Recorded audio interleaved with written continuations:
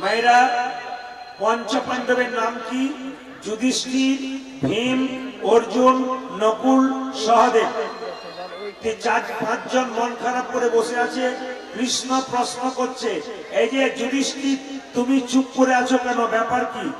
যুধিষ্ঠির মহারাজ প্রশ্ন করলো, আগামীতে কলিযুগ আসছে, কৃষ্ণকে বলছে, এই কলিযুগের মানুষ কেমন হবে? দ্বিতীয় প্রশ্ন ভীম করছে যে কলিযুগের সাধু বাবা কেমন হবে?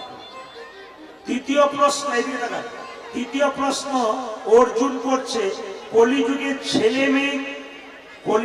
ছেলে মেয়ের প্রতি বাবা মায়ের আচার আচরণ কেমন হবে? নকুলের প্রশ্ন ছিল যে কলিযুগের ধর্ম কেমন হবে? আর সহদেবের প্রশ্ন ছিল, কলিযুগের মানুষ যে এত পাপ করবে, এই পাপ থেকে কি করলে মুক্তি পাবে? তো কৃষ্ণ বলল, আজকে উত্তর দেবো না, আগামীকাল সকালবেলায় উত্তর দেবো। তোমরা পাঁচ ভাই পাঁচ দিকে চলে যাও, যা যা দেখতে পাবে আমাকে কাল সকালবেলায় এসে বলবে কি কি দেখবে। মায়েরা সবাই লক্ষ্য করুন, যুধিষ্ঠির এক পথে গেল, ভীম এক পথে গেল, অর্জুন এক পথে গেল, নকুল এক পথে গেল, সহদেব এক পথে গেল।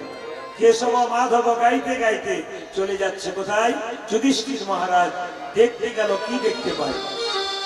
কেশব মাধব গিরিধারী লাল, কেশব মাধব গিরিধারী লাল, কেশব মাধব গিরিধারী লাল, কেশব মাধব গিরিধারী লাল, গিরিধারী লাল জয় জয় মাদন গোপাল, গিরিধারী লাল জয় জয় মদন গোপাল, গিরিধারী লাল জয় জয় মাদন গোপাল, গিরিধারী লাল জয় জয় মদন গোপাল, কেশব মাধব গিরিধারী লাল, কেশব মাধব মদন গোপাল, কেশব মাধব গিরিধারী লাল। কেশব মাধব গিরিধারী লাল। আপনারা যদি মন দিয়ে শুনছেন তাহলে প্রশ্ন করব, প্রথমে কোন ভাই গেল? যুধিষ্ঠির। সে দেখতে পেল একটা হাতি, সেই হাতিটা সবকিছু রয়েছে, চারটে পা, দুটো কান, দুটো চোখ, কিন্তু হাতিটার আবার দুটো সুর রয়েছে, দুটো মুখ রয়েছে। আপনাদেরকে বলবো, আপনারা একটু পরে উত্তর দেবেন। তাহলে হাতিটা কি দেখলো মায়েরা? দুটো মুখ দেখতে পেল। ভীম যখন এক রাস্তায় গেল, ভীম দেখতে পেল একটা নদীতে একটা মরা জন্তু, পচা জন্তু ভেসে ভেসে আসছে। একটা ময়না পাখি ঠুকরে ঠুকরে খাচ্ছে। ময়না পাখির গায়ে হরে কৃষ্ণ নাম লেখা, কিন্তু নর্দমায় খারাপ খাবার খাচ্ছে।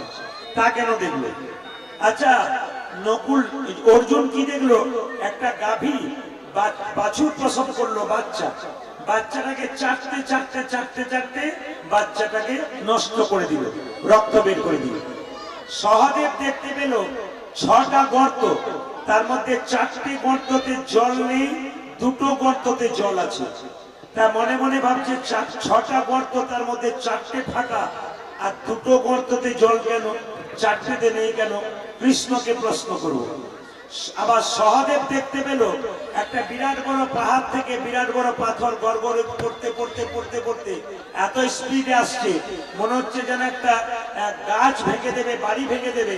আশ্চর্যের ব্যাপার, বড় পাথরটা গড়গড় করে পড়তে পড়তে একটা ঘাসের ডগায় এসে আটকে গেল, চমকে গেল। ঘাসের ডগায় আটকে গেল কেন? সবাই লক্ষ্য করুন, কৃষ্ণ বসে আছে, যুধিষ্ঠির মহারাজ পঞ্চপাণ্ডবকে নিয়ে এলো। কৃষ্ণ বলছে, তোমরা কে কি দেখলে? তখন কৃষ্ণকে যুধিষ্ঠির মহারাজ বলছে, আমি দেখলাম একটা হাতি।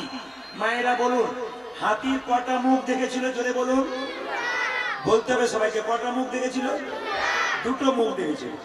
কৃষ্ণ বলছে, তোমার প্রশ্ন ছিল কলিযুগের মানুষ কেমন হবে, ওইটাই হচ্ছে কলি। কৃষ্ণ বলল, কলিযুগের মানুষের 2টো করে মুখ হবে। আপনাদের দুটো করে মুখ আছে নাকি?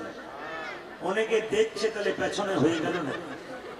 কলিযুগের মানুষের দুটো মুখ, একটা ভেতরে একটা বাইরে। যেমন দেখবেন, কিছু মনে করবেন না, পটলের বাবা পটলের মা মঞ্জুকে বলছে, তোমার মতো মেয়ে দেখতেই হয় না, এত সুন্দর মেয়ে তুমি, যেমন গুণবতী তেমন রূপবতী। পটলের মা তখন আয়নাতে গিয়ে তাড়াতাড়ি দেখছে যে আমি কি সুন্দর দেখতে। তোর পটলের বাবা মনে মনে ভাবছে, তুমি যতক্ষণ না মরছো ততক্ষণ অন্য একজন ঢুকতে পারছে। তার মানে বুঝতে পারছেন তো, ভেতরে একটা কথা আর বাইরে আর একটা কথা। যেমন রামবাবুর সঙ্গে শ্যামবাবুর দেখা হচ্ছে। রামবাবু জিজ্ঞেস করছে, শ্যামবাবু কেমন আছেন? শ্যামবাবু বলল, ভালো আছি, আপনি ভালো আছেন তো? রামবাবু কিছুক্ষণ পর মনে মনে ভাবছে, তুমি যতক্ষণ না মরছো তোর পেছনের জায়গাটা আমার হচ্ছে। তার মানে কি, কলিযুগের মানুষের দুটো করে মুখ, একটা বাইরে একটা ভেতরে। দেখা হলে একরকম বলবে, আর পেরিয়ে গেলে আর একরকম বলবে। যুধিষ্ঠির মহারাজের উত্তর হয়ে গেল। দ্বিতীয় প্রশ্ন ছিল ভীমের। ভীম দেখতে পেল একটা মরা জন্তু ভেসে আসছে, একটা ময়না পাখি ঠুকরে ঠুকরে খাচ্ছে। প্রশ্ন কি ছিল? কলিযুগের সাধু কেমন হবে? কলিযুগের সাধু এরকম হবে। কৃষ্ণ বলল যে 10-12টা ডাকাতি করেছে, চুরি করেছে, মার্ডার করেছে, গেরুয়া বস্ত্র পরে তিলক নিয়ে আপনার দরজায় সাধু সেজে দাঁড়িয়ে আছে। তাহলে প্রশ্ন করবেন, প্রদীপ বাবু ওই রকম সাধু যদি দরজায় আসে তাকে প্রণাম করব না? মায়েরা, যে কোনো সাধু দরজায় এলে তাকে 3 বার প্রণাম করবেন। প্রথম প্রশ্ন করবেন, 3 বার প্রণাম কেন করবেন? প্রথম প্রণাম করবেন, সাধু বাবা যে গেরুয়া বস্ত্র পরেছে ওটা ত্যাগের প্রতীক, ওই ত্যাগের প্রতীক গেরুয়া বস্ত্রকে একটা প্রণাম দিন। আর দ্বিতীয় প্রণাম কেন দেবেন? যার দরজায় কোনদিন হরিনামের ধ্বনি হয়নি, সাধু বাবাটা চুরি করে হোক ডাকাতি করে হোক, ওই হরিবোল ধ্বনি দিচ্ছে, সাধু বাবাকে হরিবোল ধ্বনিটার জন্য প্রণাম দিন। আর তৃতীয় প্রণাম কেন দেবেন? আমরা যারা একদিনের বেশি 2 দিন সংসারে বাইরে থাকতে পারি না, ওই সাধুটা চুরি করে হোক ডাকাতি করে হোক, ওই যে নিজের ঘর বাড়ি ত্যাগ করেছে, এই ত্যাগের জন্য তাকে একটা প্রণাম দিন। বাহ, ঠিক আছে, পেয়ে গেলাম। অর্জুন বলছে, আমার প্রশ্ন ছিল কলিযুগের মা বাবা কেমন হবে। শেষ প্রশ্ন সহদেবের ছিল যে কি করলে কলিযুগের মানুষ এত পাপ করছে, পাপ থেকে মুক্তি পাবে। দেখতে পেল কি, একটা বিরাট বড় পাহাড় থেকে একটা পাথর গড়গড়িয়ে পড়ছে, একটা ঘাসের জায়গায় আটকে গেল। তার মানে কি, পাহাড় সমান পাপ যদি সংসারে কেউ করে, খাইতে শুইতে যথা তথা ঘাসের মতো একটু যদি হরিনাম করতে পারে, পাহাড় সমান পাপ থেকে নিতাই গৌর হরি বল বলে